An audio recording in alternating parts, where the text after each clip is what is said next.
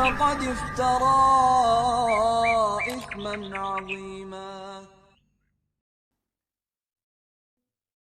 Bismillahirrahmanirrahim.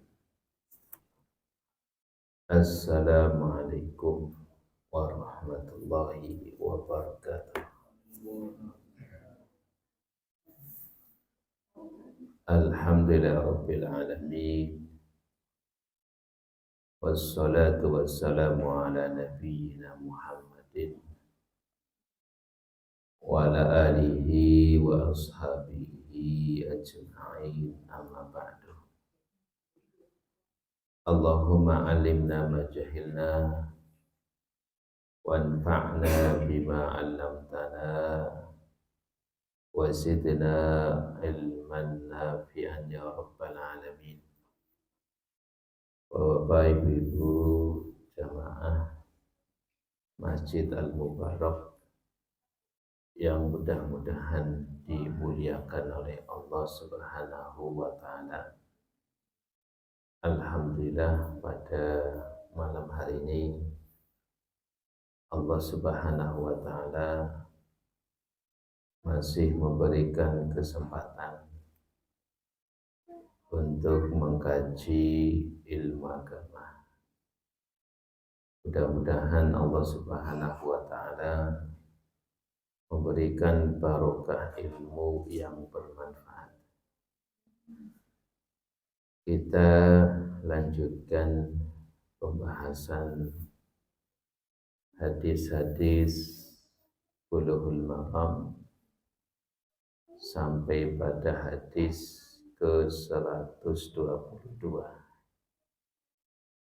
Naqala al-muallifu rahimallahu ta'ala wa an Aisyata radhiyallahu anhuma qalat qala Rasulullah sallallahu alaihi wasallam inni la uhillul masjidah lihaidin wala junubin. Rawahu Abu Dawud wa sahhahahu Ibnu Khuzaimah. Wa an Aisyata, dari Ummul Mukminin Aisyah radhiyallahu anha. Qalat, ia berkata, qala Rasulullah sallallahu alaihi wasallam, telah bersabda Rasulullah sallallahu alaihi wasallam,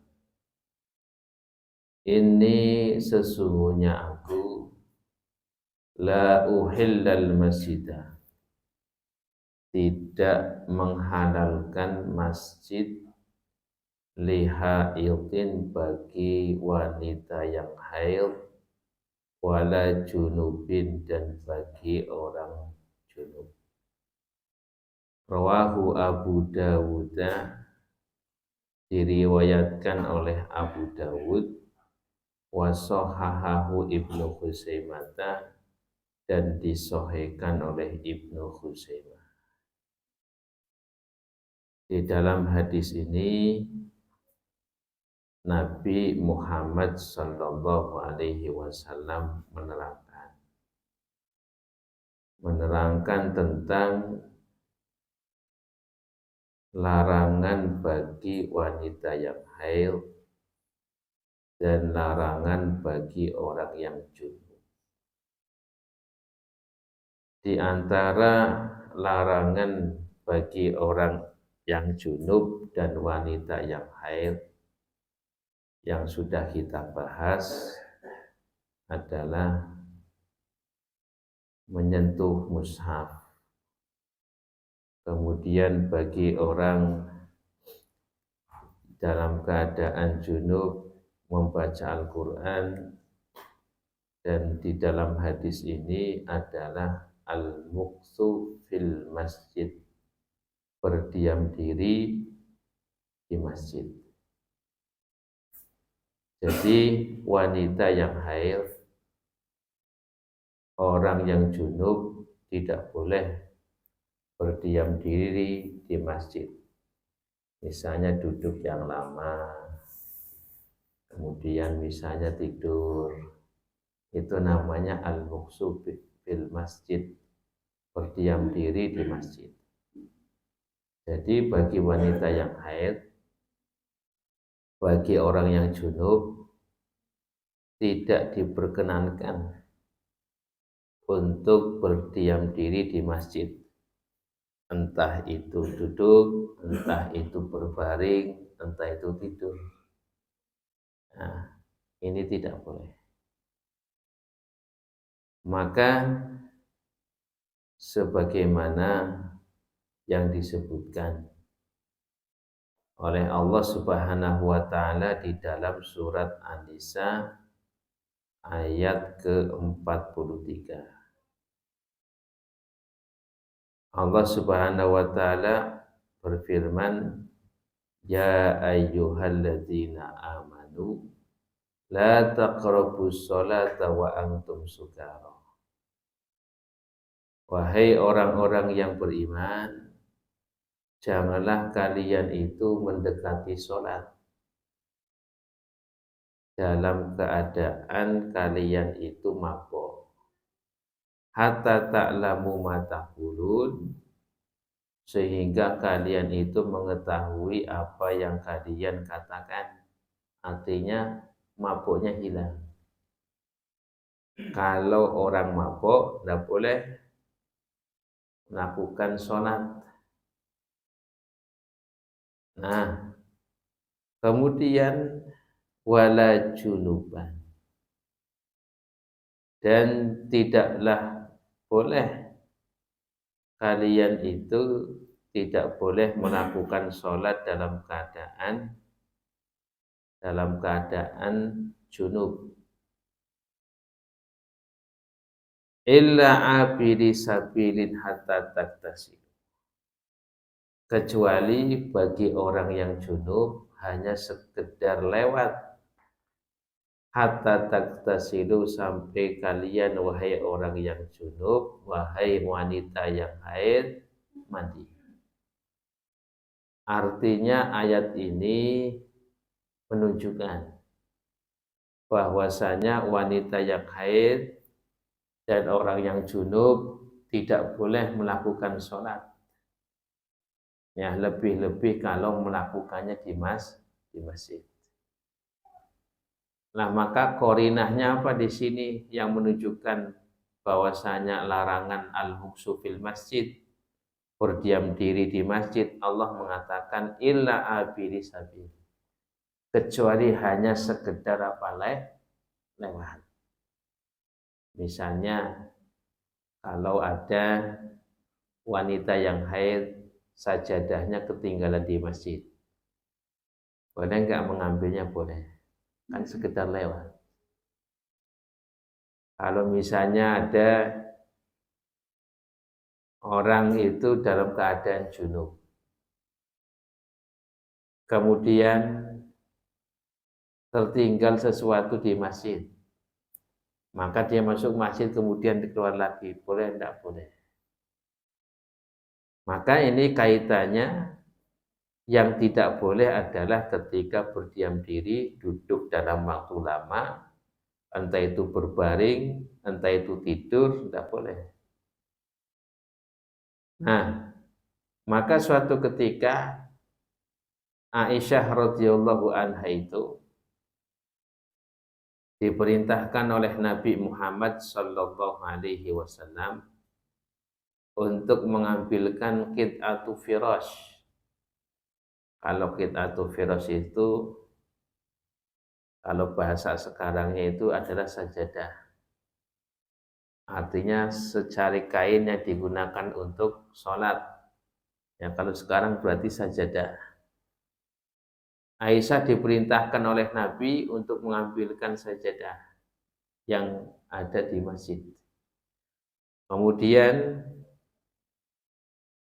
Aisyah mengatakan, "Wahai Nabi, saya ini sedang haid." Kemudian Nabi Muhammad SAW mengatakan, "Inna haidotaki sesungguhnya haidmu itu laisat biyadik, itu bukan di tangan kamu. Artinya Aisyah itu diperbolehkan masuk masjid untuk mengambil sajadah. Ini menunjukkan bahwasanya sekedar lewat itu tidak masalah bagi wanita yang haid ataupun orang yang junub.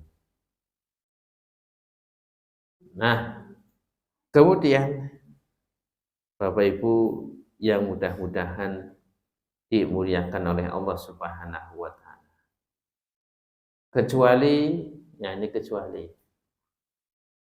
bagi wanita yang haid yang mana dia itu sebagai pengajar Quran, yang tidak ada tempat kecuali hanya di masjid.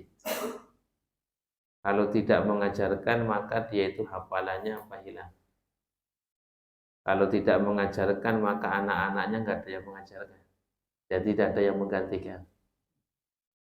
Maka ini dalam keadaan darurat semacam ini, maka sebagian ulama membolehkan. Selama apa namanya bisa menjaga kesucian darah haid.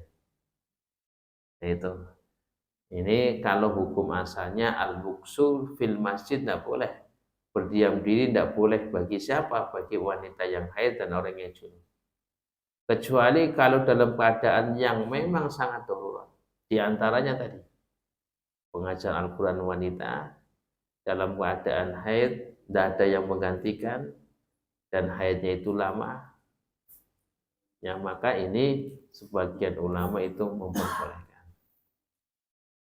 Nah, Bapak Ibu yang mudah-mudahan dimuliakan oleh Allah Subhanahu wa taala, jadi kesimpulannya bagi orang yang junub, bagi wanita yang haid dilarang atau tidak diperbolehkan berdiam diri di masjid kecuali hanya sekedar lewat. Nah, atau kecuali dalam keadaan yang memang sangat darurat. Ya contohnya misalnya ada apa namanya bencana alam.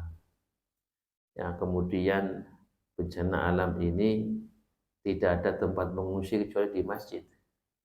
Jadi orang-orang yang mengungsi itu ada sebagian mereka yang haid. Ini juga termasuk dalam keadaan apa nih? Darurat. Ya kalau memang bencana alam itu kan biasanya penampungannya itu pengungsiannya kan di masjid itu. Nah, maka ini juga salah satu di antara dalam keadaan apa darurat. Nah, kemudian hadis yang selanjutnya.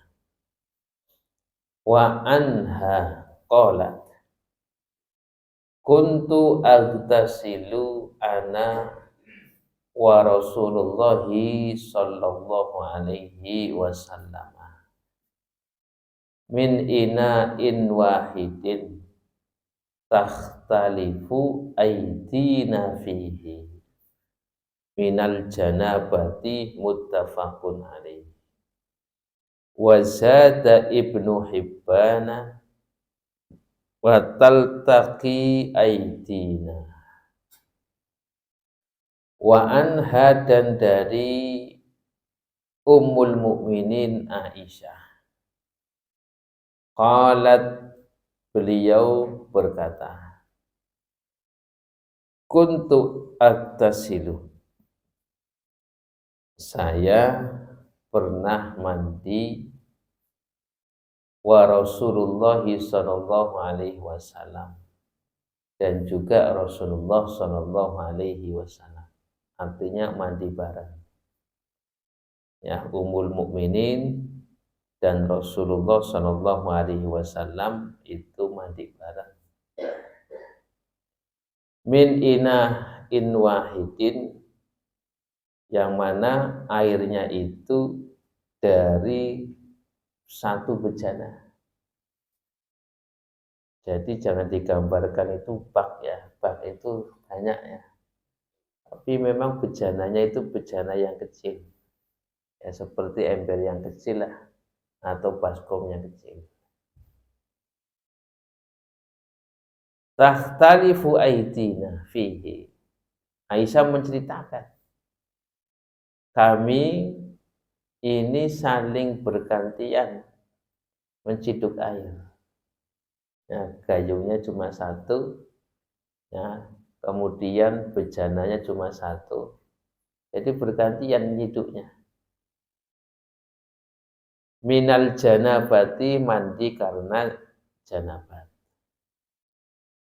Dan di dalam riwayat yang lainnya yaitu Ibnu Hibban, di situ disebutkan watal taki aitina, dan tangan kami itu saling menyentuh atau saling bertabrakan.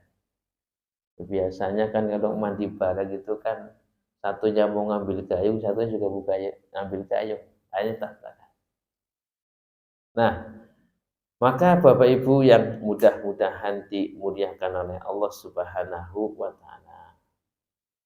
Maka di dalam hadis ini menunjukkan boleh suami istri itu mandi janabat bareng.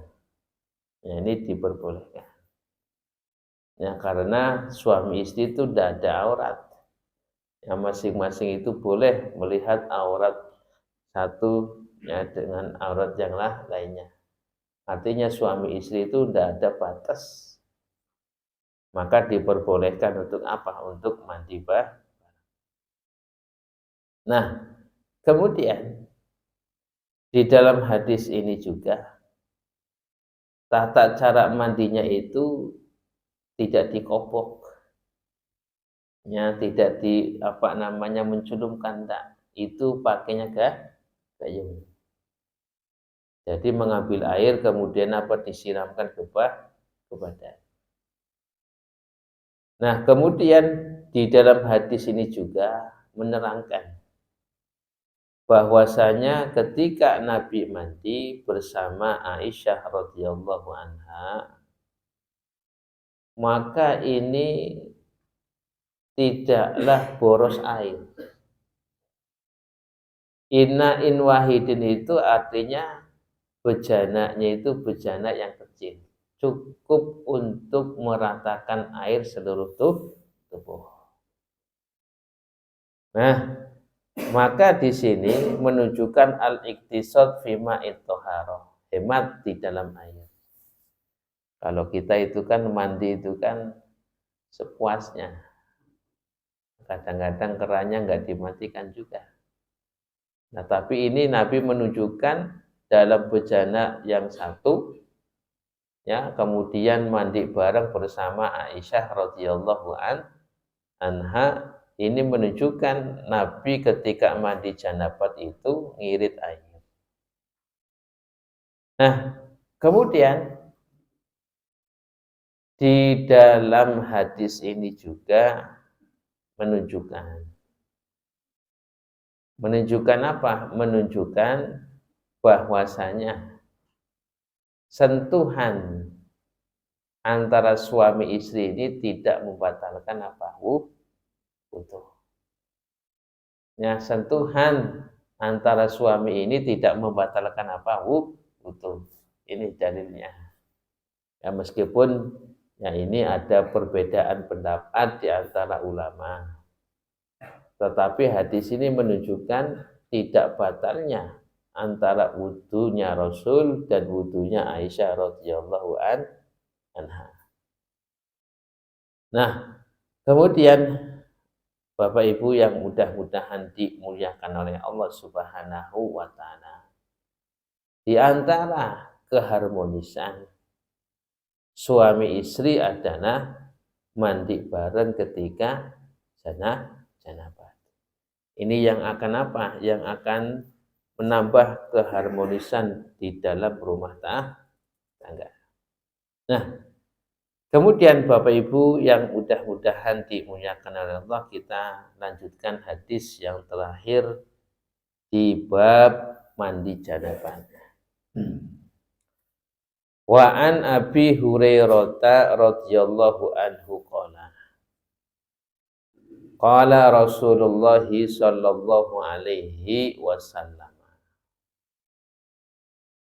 Inna tahta kulli sya'ratin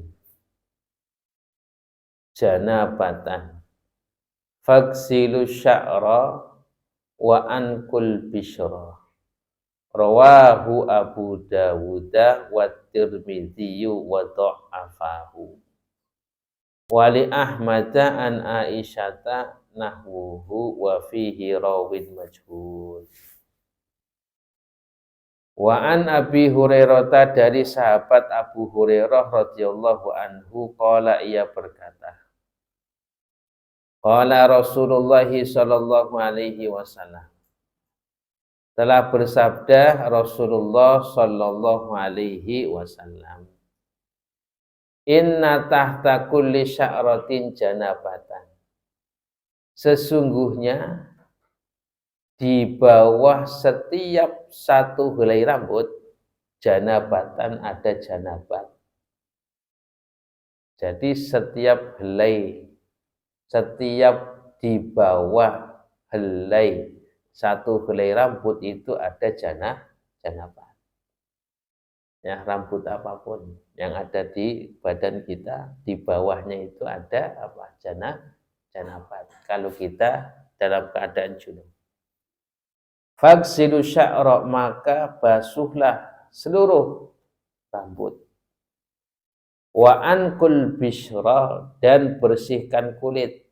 Artinya digosok-gosok. Rawahu Abu Dawud, diriwayatkan oleh Abu Dawud dan Tirmidzi, dan Abu Dawud dan Imam Tirmidzi mendhaifkan hadis ini. Wali Ahmad, dan di dalam riwayat Ahmad dari Ummul Mukminin sama hadisnya dengan hadis sahabat Abu Hurairah. Dan di dalam riwayat Imam Ahmad ada rawin majhul, rawi yang majhul. Ala kulihan, ini menunjukkan hadisnya adalah hadis dhaif. Hadisnya adalah hadis dhaif, akan tetapi yu'malu bihi, bisa diamalkan karena keumuman daripada ayat wa in kuntum junuban fattahharu. Hadis dhaif bisa diamalkan kalau di bawah keumuman dalil umum yang sahih. Maka hadis ini secara periwayatan dhaif, tapi hadis ini bisa diamalkan. Kenapa? Karena masuk dalam keumuman ayat, yaitu pada surat Al-Maidah ayat 6. Wa in kuntum junuban fattahharu. Jika kalian dalam keadaan junub, maka sucikanlah, maka mandilah. Jadi mandinya itu keseluruhan, dari ujung rambut sampai ujung kaki. Dan ini juga dicontohkan di dalam hadis Nabi Muhammad SAW yang lainnya. Nah, maka kaitannya dengan hadis ini menunjukkan ketika mandi janabat itu harus takmimu jami'il jismi. Harus meratakan air ke seluruh anggota badan, baik ujung rambut, dari ujung rambut sampai ujung kaki itu harus kena air semuanya. Harus dipastikan itu terkena air semuanya. Nah, maka kalau ada bagian apa? Bagian tubuh itu tidak terkena air, maka mandi janabatnya tidak sah. Ya, maka mandi janabatnya tidak sah. Maka dipastikan. Ya, dipastikan apa? Air itu telah merata. Ya, makanya ketika Nabi itu kan pada pertemuan yang kemarin hendak mandi janabat, ya beliau kan istinja dulu, kemudian beliau berwudu, kemudian apa? Membasahi rambut dulu.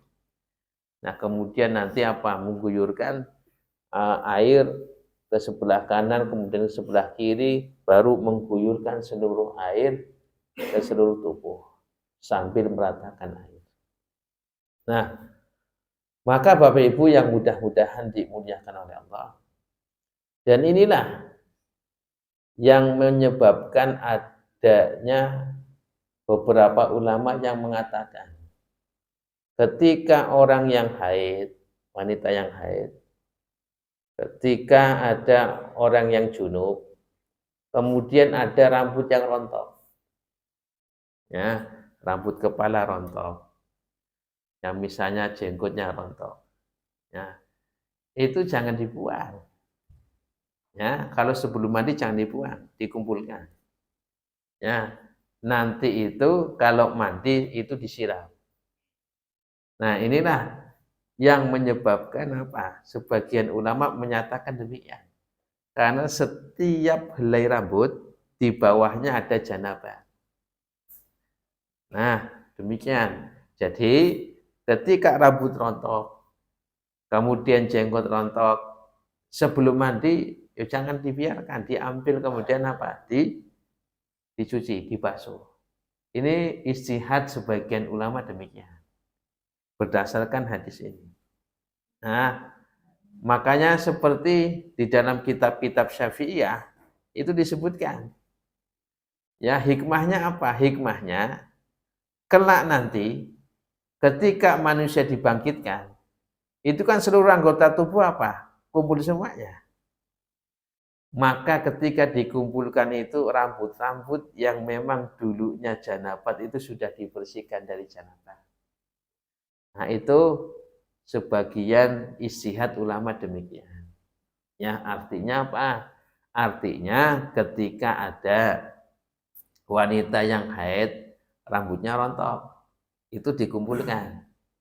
Kemudian apa namanya? Jenggotnya itu rontok, dikumpulkan kalau sebelum mandi. Nah, itu istihad ulama demikian. Ya, meskipun ya apa namanya secara praktek daripada Nabi Muhammad SAW itu tidak demikian. Nah, namun ini hanya istihad. Ya, hikmahnya apa? Kelak nanti ketika orang itu dibangkitkan dari alam kubur, nanti anggota tubuh itu kan nyatu semuanya. Jadi rambutnya itu sudah apa namanya? Sudah disucikan. Nah, itu ya. Nah, itu yang menyebabkan ada sebagian ulama menyatakan demikian. Kalau orang yang haid, wanita yang haid, orang yang junub rambutnya rontok itu dikumpulkan rambutnya. Ini dasar hadisnya ini. Ya, inna tahta kulli sya'ratin janabatan. Ya, meskipun kalau memang prakteknya Nabi ya tidak demikian. Nah, ini hanya istihad ulama. Nah, kita lanjutkan ke bab tayamum. Bismillahirrahmanirrahim. Setelah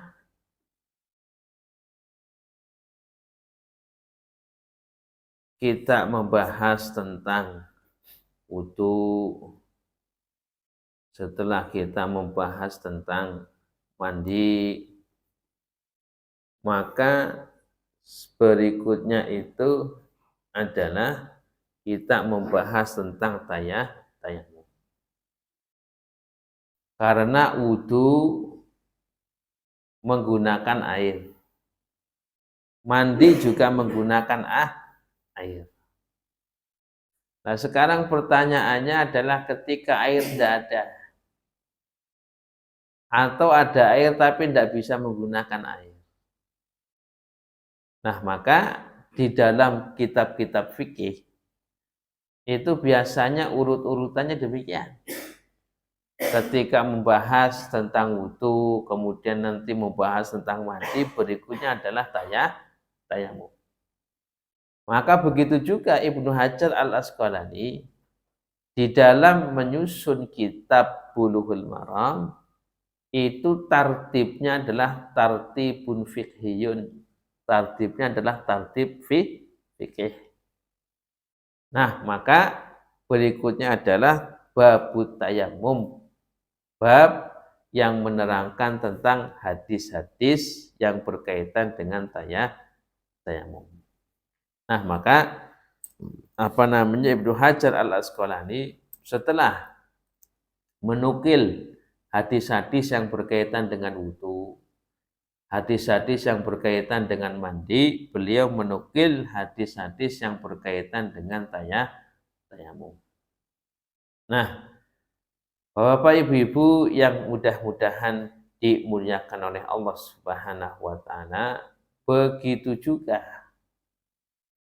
di dalam Al-Qur'anul Karim. Allah Subhanahu wa taala ketika menjelaskan tentang wudu, menjelaskan tentang mandi, maka Allah berikutnya menjelaskan tentang tayamum. Maka ketika Allah Subhanahu wa taala berfirman, "Ya ayyuhalladzina amanu idza qumtum ila sholati faghsilu wujuhakum wa aydiyakum ilal marafiqi wamsahu bi ru'usikum wa arjulakum ilal ka'bayn wa in kuntum junuban fattahharu." Nah ini Allah menyebutkan wudu, kemudian menyebutkan mandi. Ketika menyebutkan wudu, Allah mengatakan, wahai orang-orang yang beriman, ketika kalian hendak sholat, faghsilu wujuhakum, maka wudulah kalian. Wudu dengan membasuh muka, wudu dengan membasuh tangan sampai siku, wudu dengan mengusap kepala, wudu dengan membasuh kedua kaki sampai mata kaki. Nah ini wudu. Nah kemudian terusan ayatnya, wa in kuntum, jika kalian junuban dalam keadaan junub, fattahharu, maka bersucilah kalian. Maksudnya bersucilah kalian di sini adalah ai faktasilu, maka mandilah. Artinya wudu dan mandi itu adalah bersuci dengan apa? Air. Wudu untuk menghilangkan hadas kecil. Mandi untuk menghilangkan hadas besar. Nah kemudian lanjutan ayatnya Allah mengatakan, wa in kuntum marto au ala safarin au jaa ahadum minkum minal ghaiti au lamastumun nisaa falam tajidu ma'an fatayammamu sa'idan thayyiban famsahu biwujuhikum wa aydikum minhu. Allah setelah menjelaskan tentang wudu dan mandi, Allah menjelaskan tentang tayamum.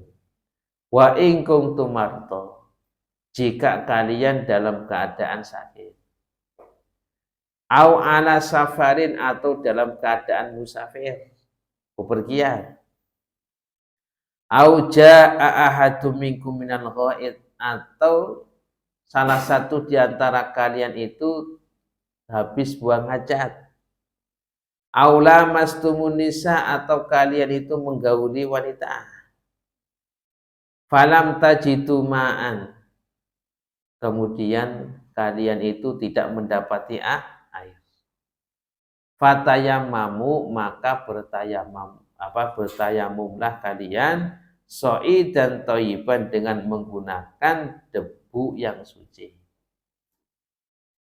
Nah caranya bagaimana? Famsahu biwujuhikum wa aydikum minhu, basuhlah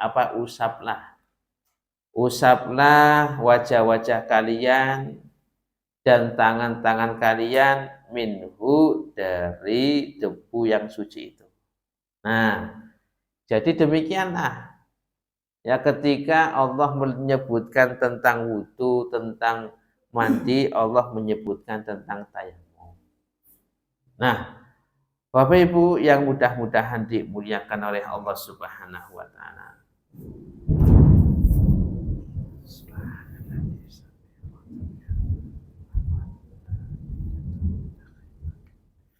Nah, apa yang dimaksud dengan tayamum?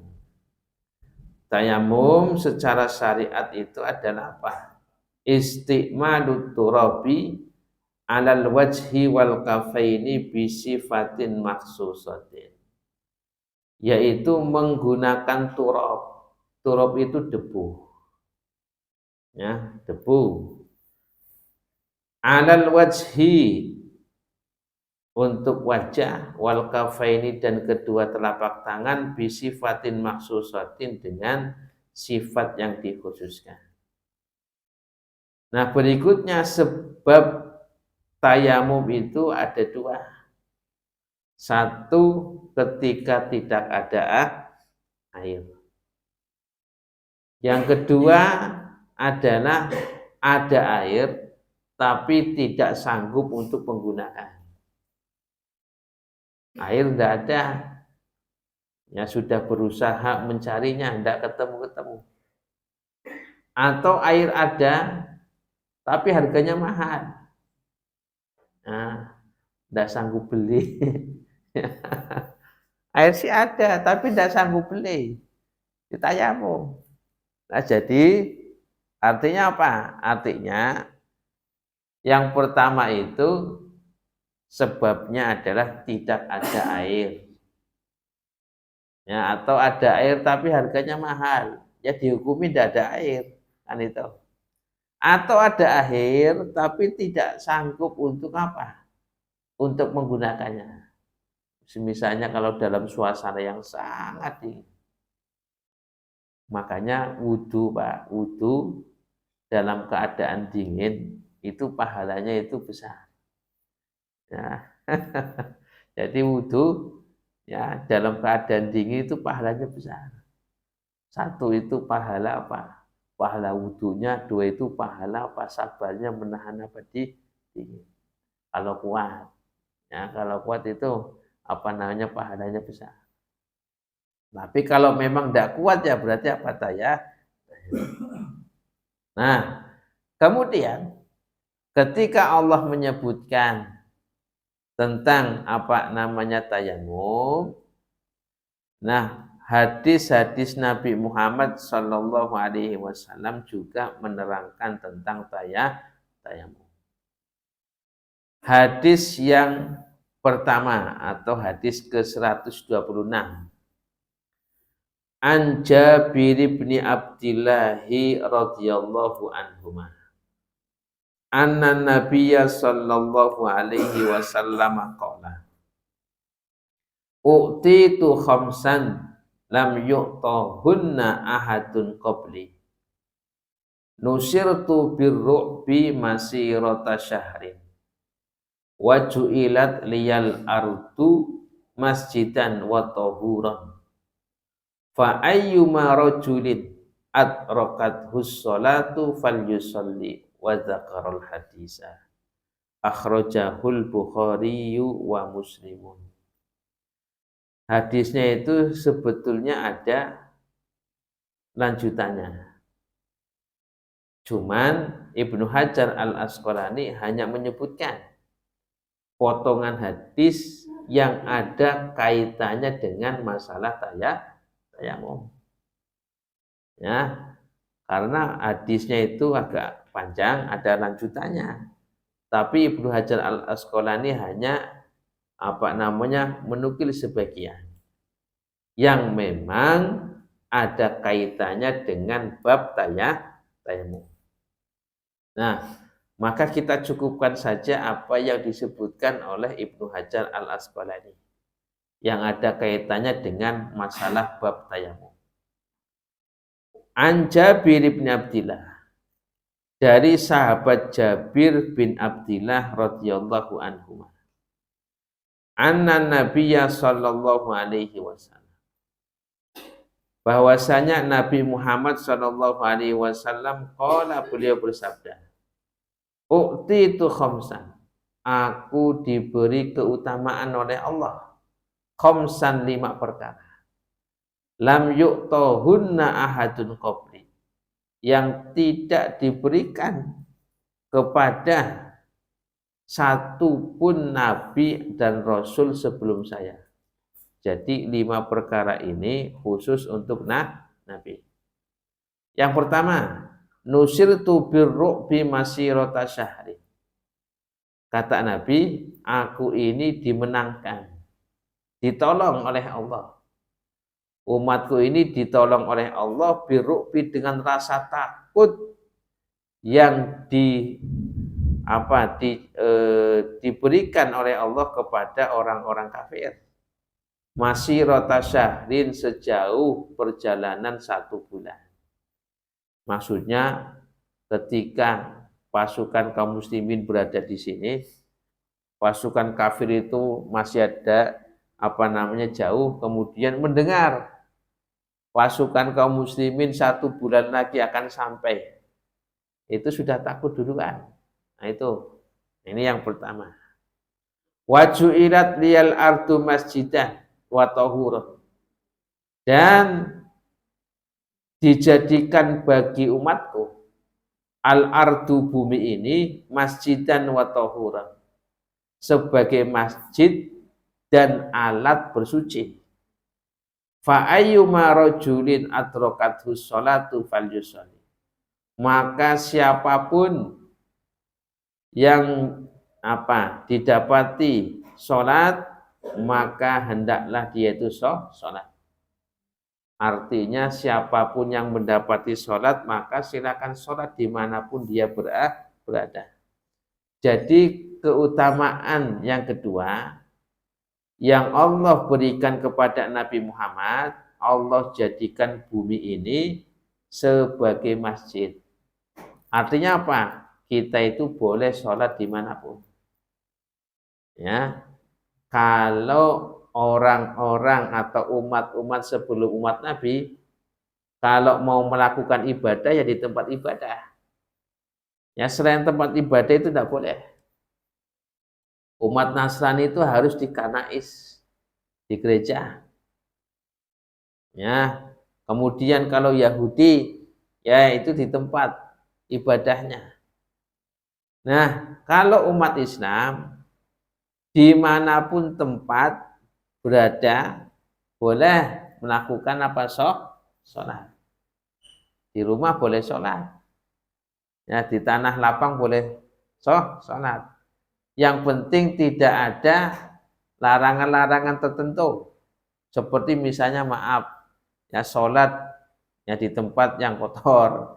Itu kan pengecualian. Jadi dimanapun, ya bagian bumi manapun, ketika di situ kita mendapati waktu sholat, maka boleh sholat dimanapun kita berada. Kalau umat dulu itu tidak demikian. Nah, jadi sampai di sini Ibnu Hajar Al-Asqalani menukil hadisnya. Padahal ada 3 lagi. Ya diantaranya yang ketiga itu adalah apa? Allah menghalalkan bagi umat Nabi itu untuk mengambil ghanimah. Jadi sebelum umat Nabi itu ghanimah haram. Yang tidak boleh diambil.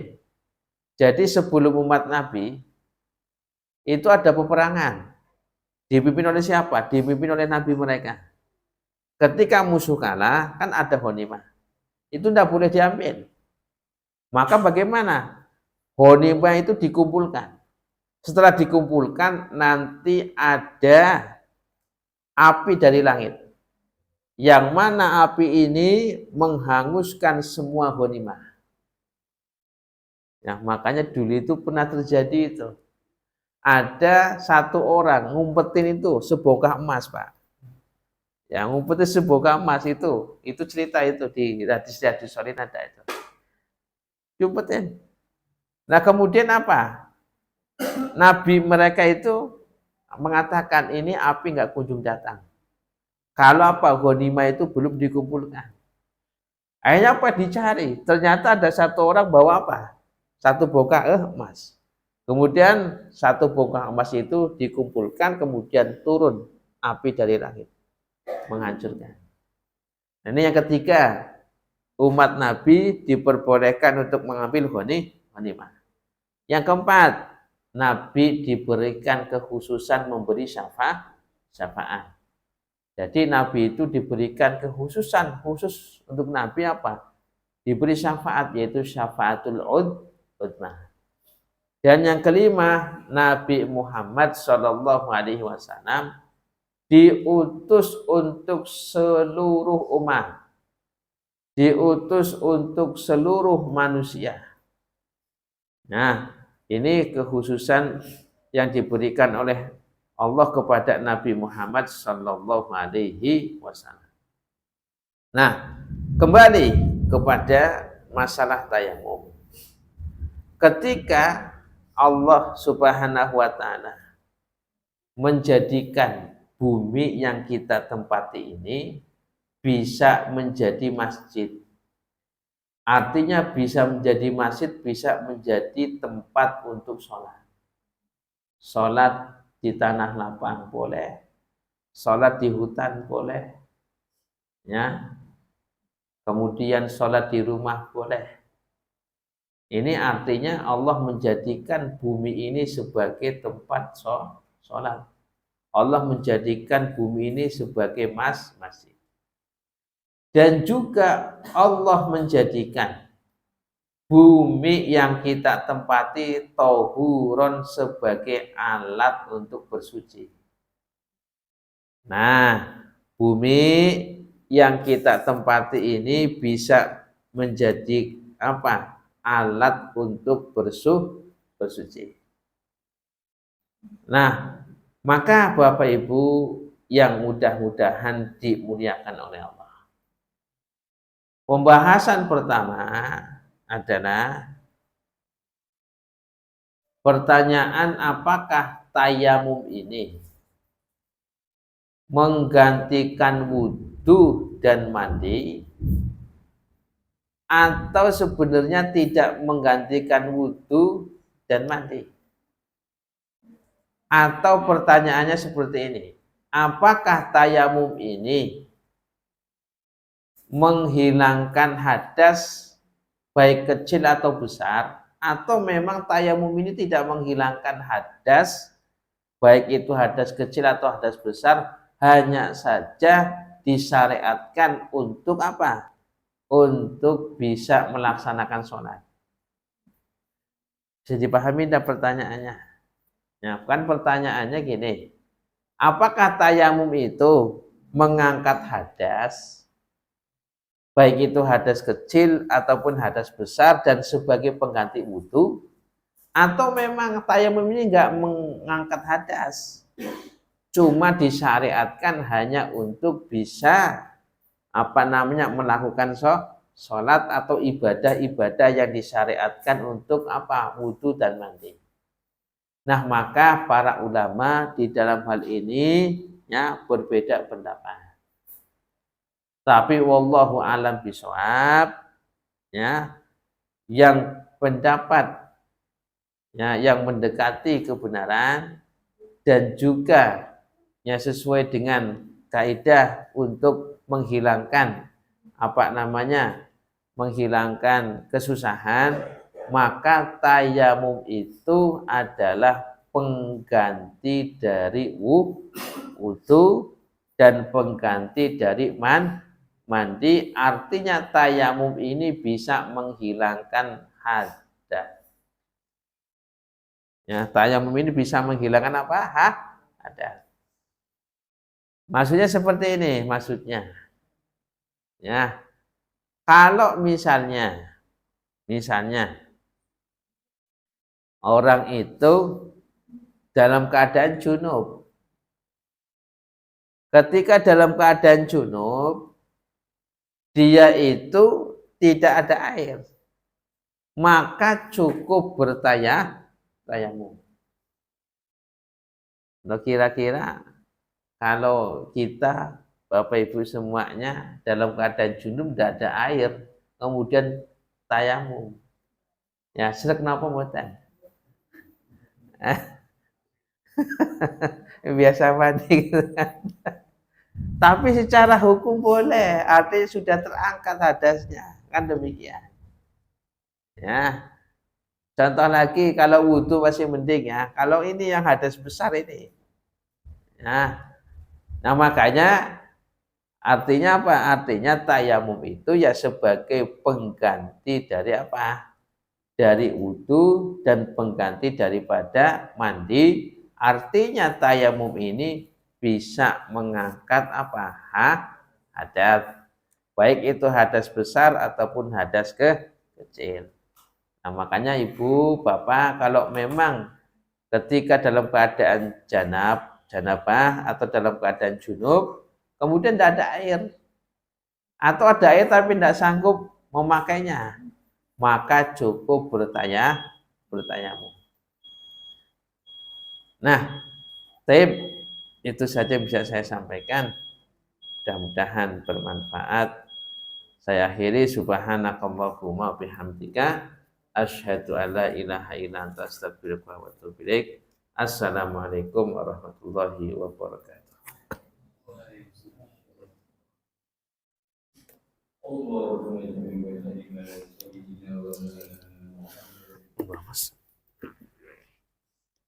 Allah.